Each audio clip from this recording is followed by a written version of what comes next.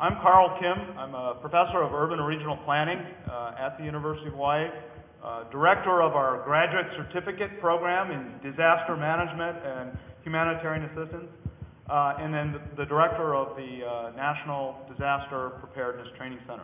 I want to welcome you all to the University of Hawaii and to our conference, which is focused on resilience, focused on response, recovery, and rebuilding.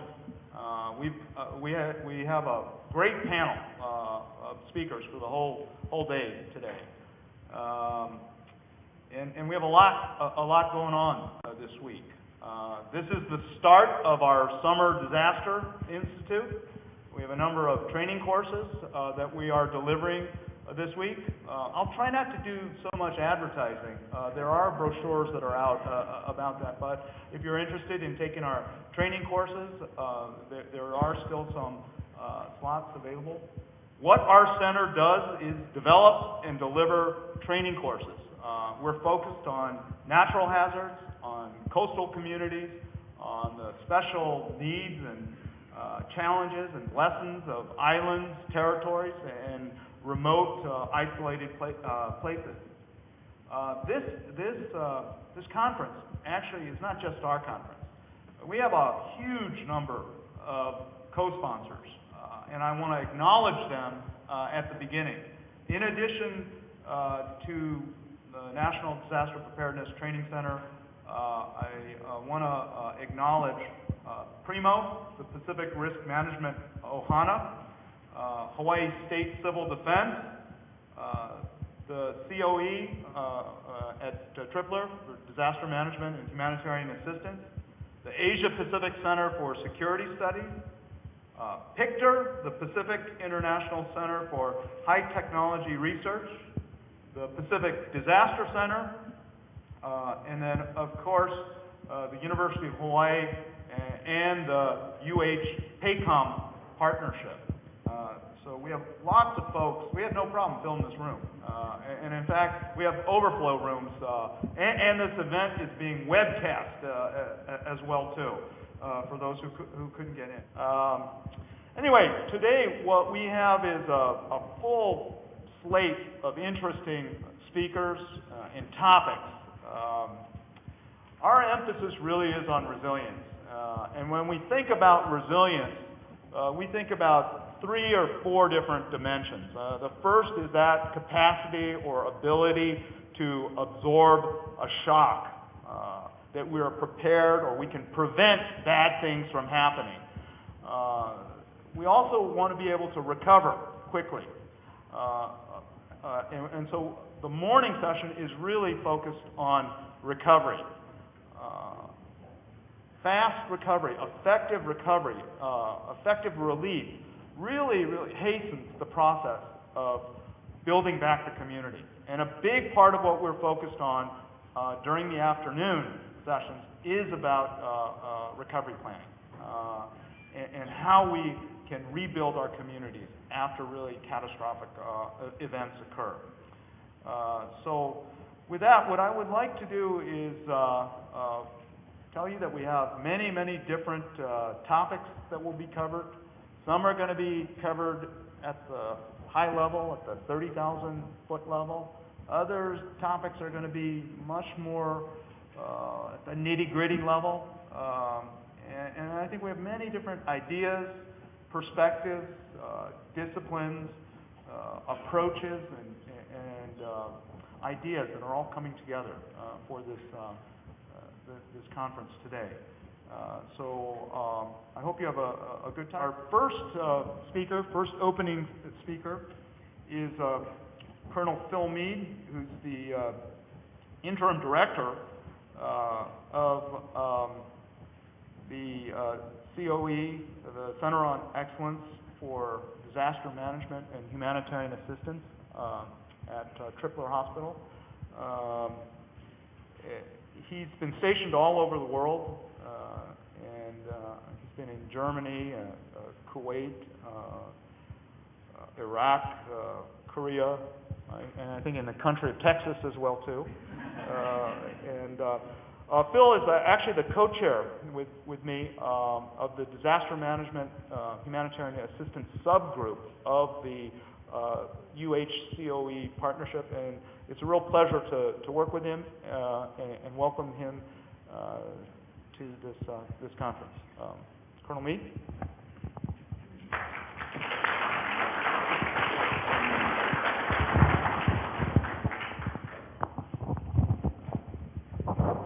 Can you hear me out there? Well, Carl, I want to thank you very much for inviting PACOM and my organization here today. For those folks that looked at the program today, I think it's rather superb. You see next to my title it says interim. And one of the things that means is nobody takes me very serious. They know it's just a matter of time before I'm gone. But Carl, when you did ask for the folks to move in to the center to make room, I found out that only one lady here listened to you, so I don't feel too bad that other folks don't listen to me as well. This is a rather serious subject here of disaster management. It's about saving lives. It's about reducing suffering. But I think it would be appropriate to maybe, at least for me, to put me a little bit at ease. I'd like to start off with a joke. This gentleman went into a restaurant and he sat down and he ordered some minestrone soup. When soup came back, at that point he had to go to the bathroom, but he was worried about somebody messing with his soup. So what he did is he spit in his soup and he took and he wrote a little napkin, wrote on it, and says, "I spit on my soup." He thought that was going to be enough prevention. So he went to the bathroom and he came back and he sat down and he looked at his napkin and it said, "So did I." So I guess the lesson there is we got to be careful on our prevention because there's always steps that we can take. Just a little bit about my organization. The Center for Excellence is unique. We are a Department of Defense entity. We do have our authorities through statute. Our domain is disaster management, humanitarian assistance. Our domain is also foreign.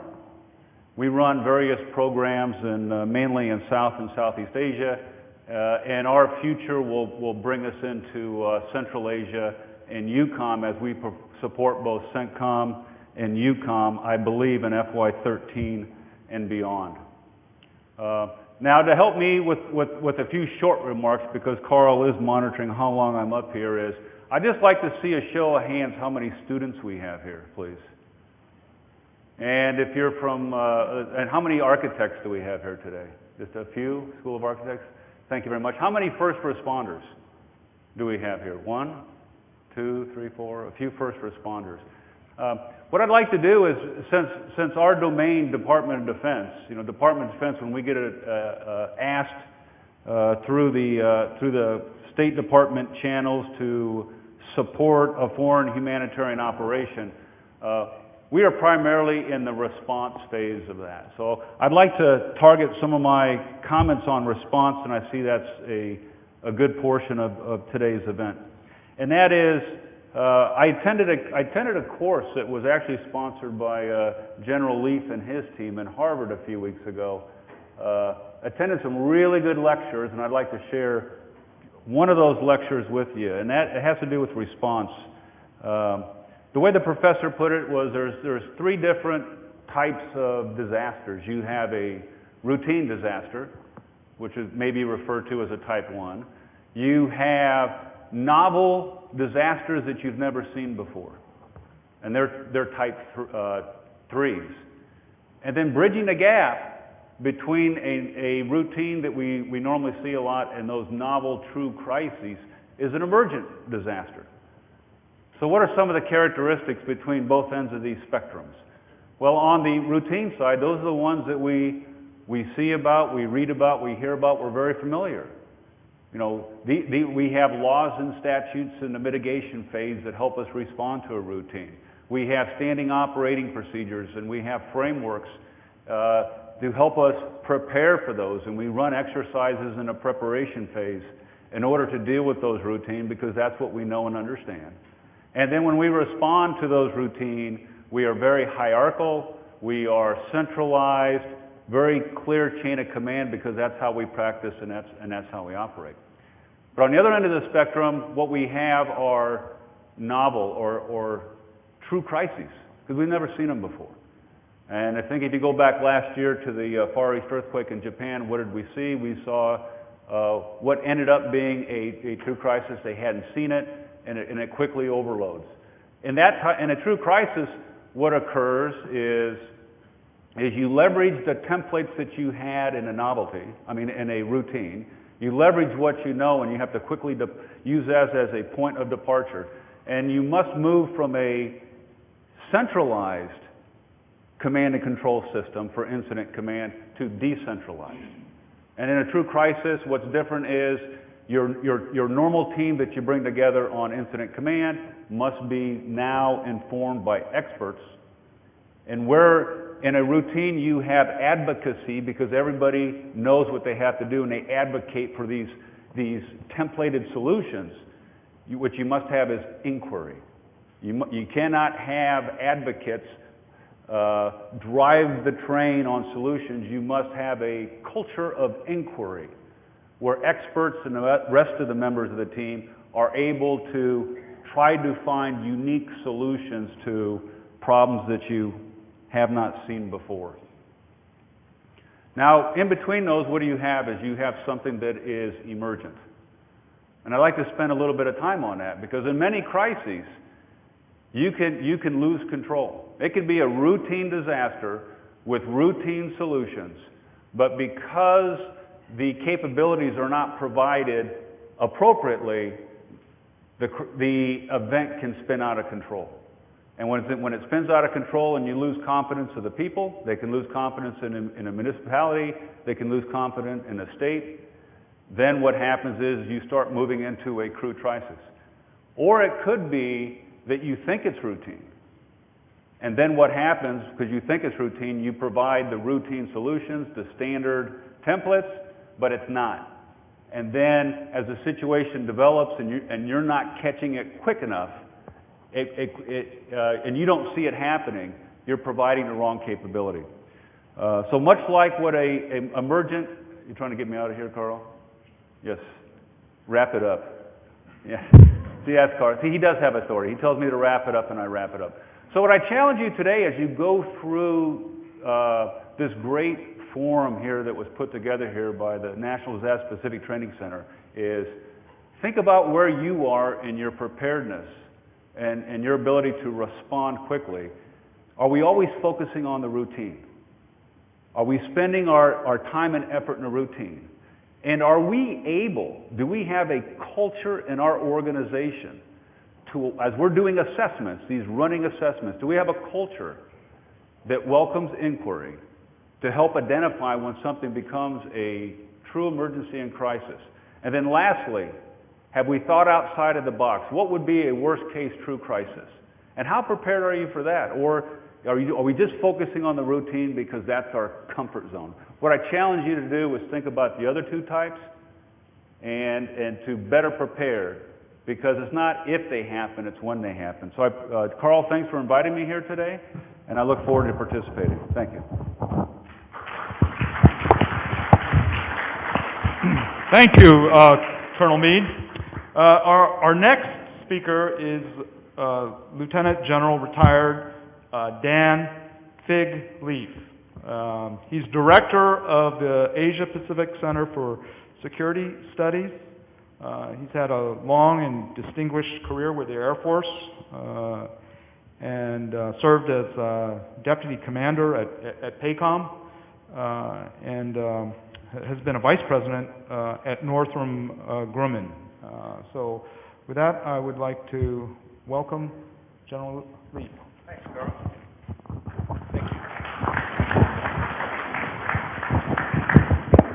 Aloha. Really? Could we have a little more enthusiasm? Aloha. Aloha. Mahalo. Carl, thank you. And my goal is to not have you tell me to sit down. And thanks, Phil, for your words. I know you'll hear some more great insight from my close friend, Vern Miyagi. But I really think that we could have just listened to cultural advisor Kalani and then said, get to work. Because he said what's really important about connections and people and relationships, cross-generational. I very much appreciated him paying homage to the elderly, didn't we, Vern? That was nice for us. But that's really what's important. I'm going to do about 3 things. I'm going to talk a little bit about Asia Pacific Center for Security Studies, just so you know, a brief commercial. And then I'm going to talk about security and money in a disaster context. APCSS is down right near Fort DeRussy. It, like COE, is a U.S. government Department of Defense organization. We conduct executive education for security practitioners in a variety of topics, including crisis response. We've got an international faculty and an international student body. We just graduated an advanced security cooperation course with fellows from 38 nations, 89 fellows total. In my time here since January, we've had as many as 75 countries represented in the center on a given day. So it's a very international place that promotes not just understanding and cooperation, but also competence, tries to teach the skills from multilateral negotiation to intergovernmental operations to crisis response that will allow them to prepare for and respond to a variety of circumstances, including disasters. I hope you'll come see us. Look us up on the web, and I think we might have something to offer you in the future. Security and money. What does disaster have to do with security and money? Phil already alluded to it. I did spend a long time in the Air Force, I guess, in some ways creating disasters. And I'm used to the hard edge of security, the military component of national security. We're talking about a different component when we talk about disaster preparation and response. And a government at any level, from the smallest municipality to the biggest nation, that is not prepared for disaster and does not respond effectively is at risk. When those nations, even not your nation, are at risk, it really puts a region and can put a globe, the entire global community at risk. All you have to do is look back to the tsunami and see how important the relatively effective response back in 2005 after the 2004 disaster was to regional security in Asia Pacific. It's a security issue. When we educate at the center, we don't just bring military in. In fact, less than half of our fellows are military. We bring in police, fire, customs, immigration, Ministry of Foreign Affairs, transnational organizations like ASEAN and APEC, the media, because they will all have a role in your security response to a disaster. And if you get it wrong, either in preparation or response, as I said, you're at risk. Look at the impact, and I'm sure you'll be discussing, I know you'll be discussing specific case studies today. Look at the impact on the Bush administration's ability to govern of the Katrina event and response. And I'm not passing judgment on that. I'm just saying, look at what it did to their ability to govern across a very broad domain of governance issues. And that should tell you how important this is as a security response, disaster preparation and response, that is. Money. It is about money. Money's important. It's important to your local and broader national security. I like to say that looking at our budget at our humble security center, I've spent more than our annual budget leading a single F-16 combat mission in combat. And I've seen the results of both. The little bit of money you spend in preparing for events, building cooperation, understanding the perspectives of others, having a Rolodex that tells you who to call and how to call, because you can't do this by yourself. None of us can do this by ourselves, respond to any disaster. Is money very well spent. It's hard to impress that upon mayors and governors and legislators and Congresses sometimes. But look at the cost of response as opposed to the cost of preparation. Look at the cost of effective response as opposed to the cost of ineffective, disjointed response. It's a lot cheaper to be ready. And so think about that as you embark on this important event. The last thing I'd share with you is to counter my friend Phil Mead a little bit. He said these situations can get out of control. Well, from my experience in disaster response and in combat, let me assure you, they will get out of control. They will. It's the nature of those events. The real test is how you regain control and how you create order out of chaos. And that's the real challenge. I know you're up to it. I'm glad to see such a distinguished, diverse group here addressing disaster preparation and response, and I wish you luck in your endeavors. Thank you. Thank you very much.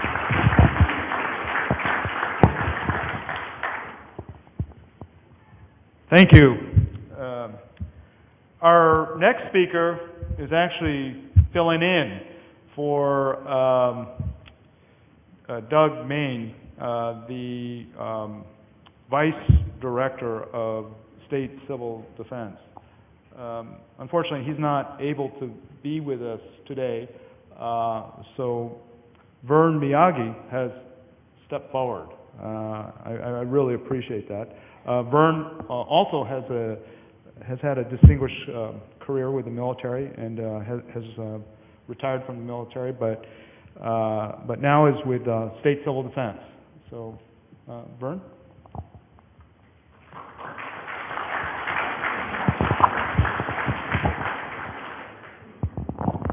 Aloha kakiaka. McKinley High School, class of 66. So I'm born and raised here, and good to see all of you again.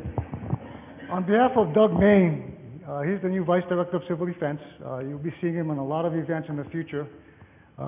He's a federal coordinating officer from the state of Washington, has many, many domestic disasters under his belt. So I'm sure that he'll be glad to work with you, and you'll be glad to meet him in the future. I'm also welcoming you on behalf of General Darrell Wong, Adjutant General for the state of Hawaii.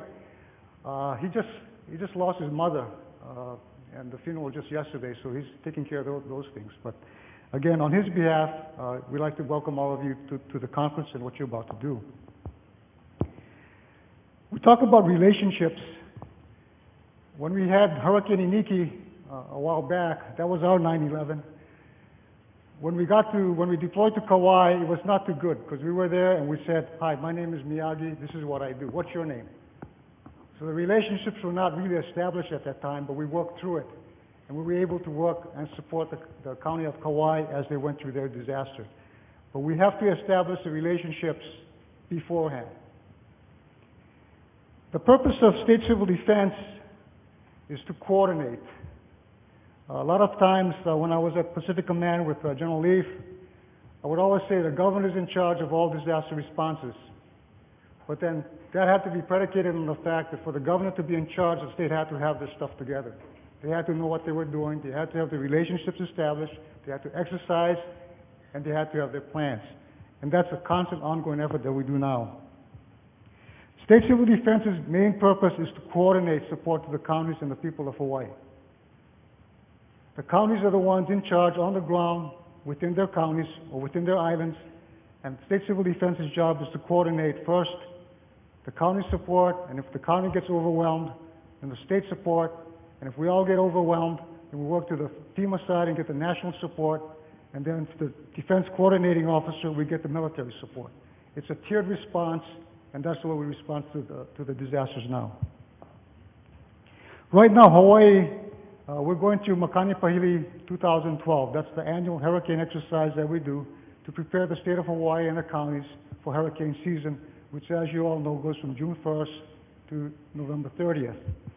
So we do that every year, and this is the first time that we're doing post-hurricane strike. So today, we're about the 5th or 6th day within the disaster, depending on what scenarios each county is playing. But soon we will go into the recovery phase. And that is something that we have not exercised in the past. That's why this forum that you have in here is really critical to us in the future planning and in the coordination of the recovery phase. A term that I did not hear too often in my career, and I just got a whole lot of it in March when we started, was the term resilience. The resilient communities, the tsunami-ready communities, the hurricane-ready communities, and the participation by science in the architects, the engineers, and how we plan the recovery to get back to normalcy after a disaster. That is something that, to be honest with you, we have not really focused on in the past. And that's why the program here at the University of Hawaii is really critical in us addressing that. FEMA has a national response framework already published, and that's been in effect many years. But now they're working on a national recovery framework that's going to be kicked off prior to September of this year. And we will be one of the states kicking that off. And I would really invite all of you, especially you, Dr. Kim, and your forum and your professionals to participate in that recovery planning, because that's going to be critical to us. I just want to say again, it's the relationships that you build up. In Makani Pahili, in our headquarters at State Civil Defense, we may know a lot of the county people, but when you hear someone on the phone and you talk to them constantly, coordinating things, it's very imperative that you go out someday and you talk to that person face to face. And it's that trust and credibility that you develop among each other that will carry you through a disaster. I have two kids, but they're not kids now. They're 32 and 36. But my wife and I went through the Lamaze thing when they were born. And I learned a lot then. I think I've forgotten a lot since. But let me just say that knowing what was going to happen beforehand really helped me go through that event. And there are a lot of times in the planning and the exercising, it's the expectation management that has to be coordinated. And that to me is the most critical things. And let me just leave you with one thing. It's 7 days. You may have seen the city and county, and the counties go on TV about maybe a week and a half ago. And I think the guide was in preparation, you should always have 5 to 7 days supplies, which was kind of vague. But it's now 7 days supplies. So please emphasize to your people and your discussions that each family should have at least 7 days of supplies to handle themselves, because it will take some time before the government support can come to you. So that's all I had to say. And again, thank you for your effort. Thank you, Dr. Kim, for what you folks are doing. And it's really good to see this happen. Aloha.